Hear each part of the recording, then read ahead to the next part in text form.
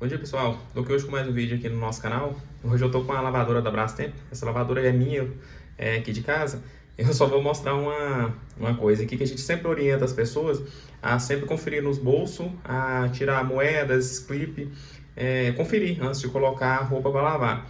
Eu tava aqui em casa, fui colocar duas bermudas minhas para lavar. Aí eu tava escutando um barulho, aí eu fui conferir. Olha lá. A moeda agarrou ali, por isso estava fazendo barulho. Então a gente mesmo passa essa orientação e eu mesmo hoje olhei uma das bermudas não tinha moeda e coloquei a outra depois, tinha 3 moedas, ó. A sorte que uma só agarrou aqui de lado e as outras ficou só aqui em cima.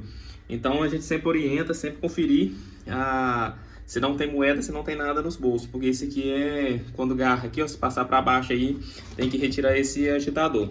Então aqui é só uma dica aqui, ó, como eles dizem na minha região, casa de ferreiro, espeto de pau. A gente mesmo dá as dicas e acaba que tem hora que a gente não cumpre. Mas eu queria só mostrar aqui, agora eu vou retirar essas moedas aqui, ó. Essa aqui tá até meio agarrada aqui, ó. Ó, ela até agarra na beirada do agitador. Então quando for colocar na máquina aí, sempre confere sempre os bolsos, para não deixar nada cair dentro da máquina. Principalmente se for algum clipe de metal, se ele cair lá dentro e pegar no retentor, ele fura e a máquina suja de óleo com água.